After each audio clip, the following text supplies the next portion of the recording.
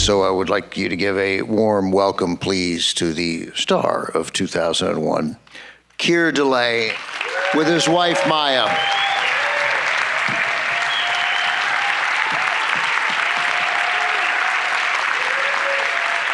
Thank you. Keir, thanks for coming. My pleasure. My pleasure. So we were talking backstage, but I'm going to start with a different question, but you're going to know what it is. So back when you first saw it, well, it's a two-part question.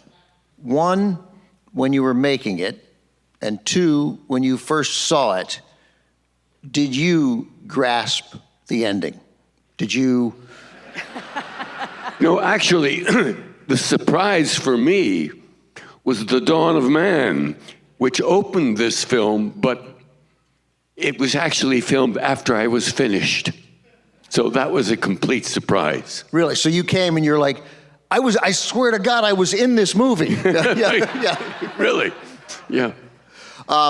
So did you and Stanley talk about the significance of the ending, or was it clear to you in the screenplay? Well, I'm sure we must have. It's been 60 years, so it has. My memory of details have somewhat gone, but I could just say that working with Stanley was an extraordinary experience from my point of view.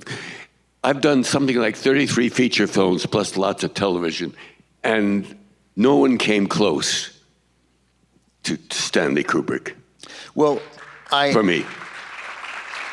In fact, when I heard about 2001: A Space Odyssey, I was doing a film in London called Bunny Lake is Missing with Laurence Olivier and Carol Lindley, directed by someone I just as soon not have to have worked with, which was Otto Preminger. Otto Preminger. No, he made some great films, but Otto Preminger bullied his actors a great deal and humiliated them and screamed at them. As a matter of fact, I was told later that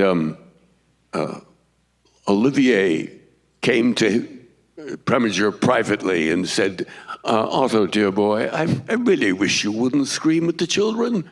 And his response was, I'm too old to change. So that was it. Yeah, Preminger made some great films and some great and some great enemies. Yeah. Yeah. And it's interesting to me because most of his reputation was that he was very difficult on actresses, but you're saying he was difficult to men and women alike. So when then you heard about 2001, of course you knew who Kubrick was, but I think we should keep in mind that when you start production on this movie, he'd made Killer's Kiss, which was his wonderful second film, and The Killing, and Paths of Glory and Lolita and Dr. Strangelove, but he wasn't, even with that run, he wasn't yet Stanley Kubrick. This is the film that really... Yeah. So what did you know of him and what did you expect? Well, I'll tell you my history with his filmmaking was, I was in drama school in the mid-50s. And, well, a little later than that, but, and I went and saw this film called Paths of Glory with Kirk Douglas. And it blew me away, absolutely blew me away. And I remember going outside the theater to check the post to see who it was that directed this. It was, of course, Stanley Kubrick. And I was an instant Stanley Kubrick fan because I thought it was a brilliant film. Still is. So I had the same reaction that you did when I first saw it, which was being overwhelmed and fury at what I had seen. So how was Stanley, obviously not just compared to Preminger, but he had a deft touch with actors. Oh yeah, he was, he never raised his voice. You never had the sense that he was impatient in any way. I felt very, well, I must say, because I had become such a Kubrick fan, I was in a bit of awe of him for the first week, and he sensed that. And after about a week of shooting, thank God, he came to me personally and he said, Keir, I just want you to know, you are one of the finest actors I have ever worked with. Now, whether he was bullshitting or not, I don't know, but it was the right thing. And I very soon relaxed, and from there on in, had a wonderful time working with that genius. That's a lovely story, and that's a sign, whether, again, and first of all, he wasn't fully, there's no way he was fully bullshitting, right? But he liked that he was the kind of director who sensed, I need to get this guy to remember that he belongs here. Yeah, absolutely. So, I have so many things to ask you. So what you had, you made your first feature film was a picture called The Hoodlum Priest with Don Murray. And then you'd done a lot of television and you were doing Bunny Lake is Missing, but I'm curious what you think Kubrick saw that made him think, I want Keir Dullea for this picture.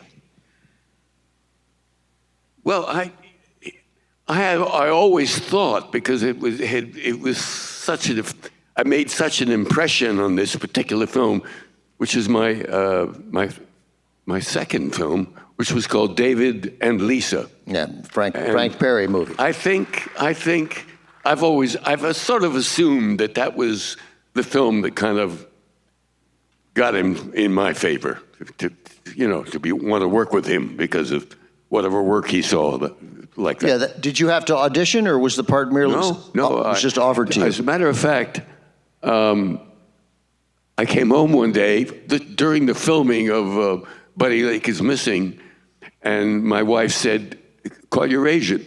So I called my agent, and my agent got on the phone. He says, oh, hi, Keir, hi. Are you sitting down? I said, no, why would I sit? You better sit down. Why? You've just been offered the leading actor opposite Stanley Kubrick in his next film. Oh, wow. So the man who I became aware of way back when I was in drama school, this is the man who wanted me for this film. That's amazing. Yeah. Going back to when you were in drama school, how did you find yourself in drama school? Well, I went to a Quaker co-educational boarding school in Bucks County, Pennsylvania. And you could take shop, you could take these half-unit subjects in addition to all the serious stuff that you had to do in school. And but they also gave you the opportunity to take drama, and I took drama. And so, because I had been active in junior high school and did plays, and so I was very active in drama for the last 3 years of high school. But I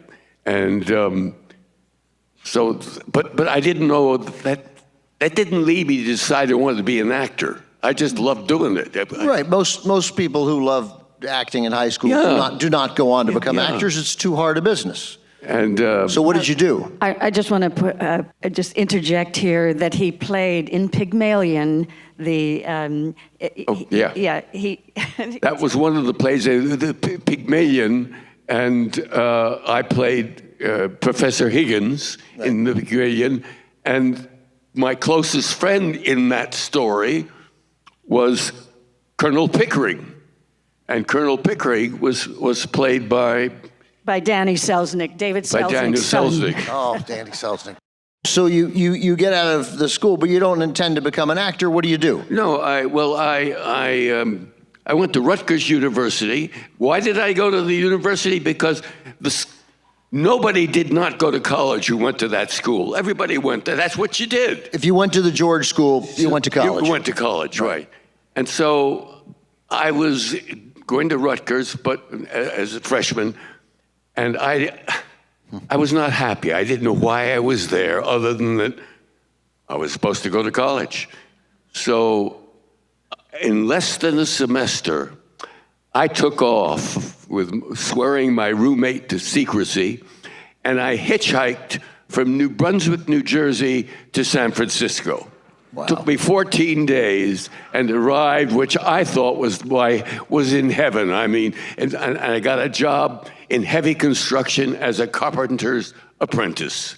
And you were loving it. You thought, this is great. This is better than Rutgers. I loved it.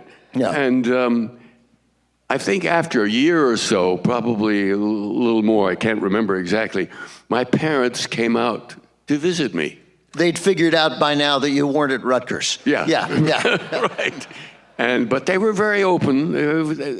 They were very wonderful parents. But my mother said to me, Keir, if you want to continue to be a carpenter, that's fine with me. But did you ever think about being an actor? And as soon as she said those words, I knew that's what I wanted to do, as opposed to just as a side thing. It's, I love that story. Makes me love your mother.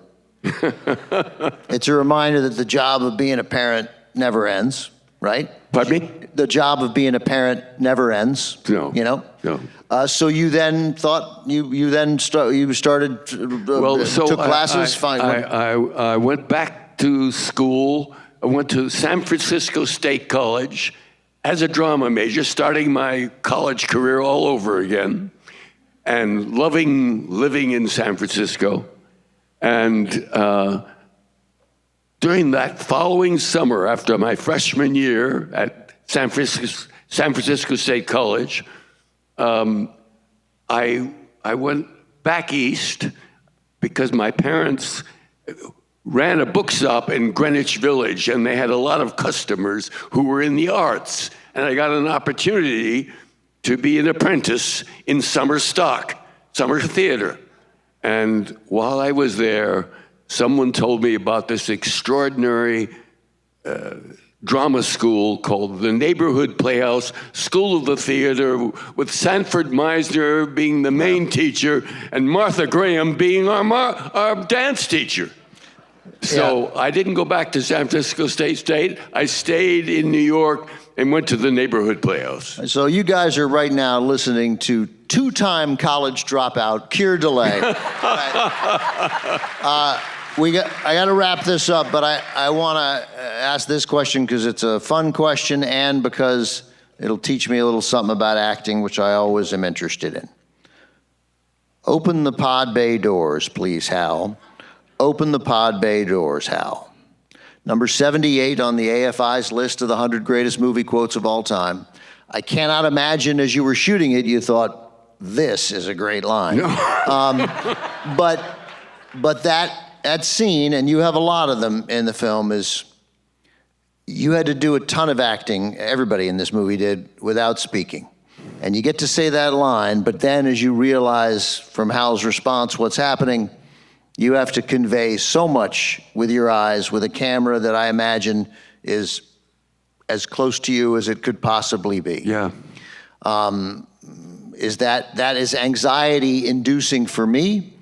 Was it for you? And in what way did Kubrick help you through that scene?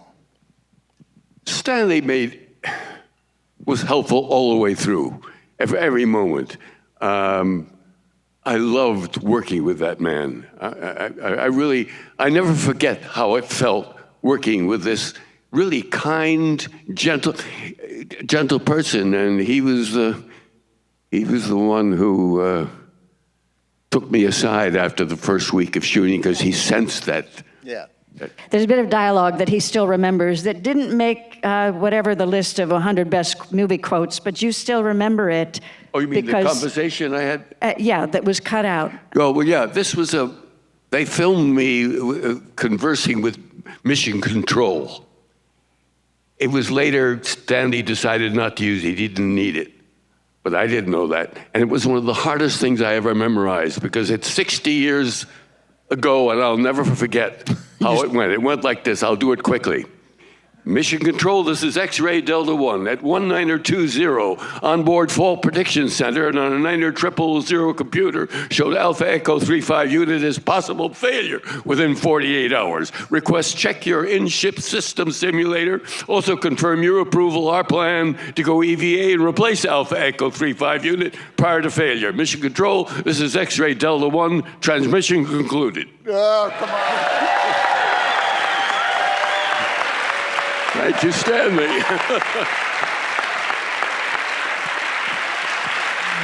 That's the best. That's the best. Ladies and gentlemen, the great Keir Dullea, his wife Maya, thank you so much for being here. It means so much to us. My pleasure. Wonderful. Thank you. Thank you. Thank you, all of you.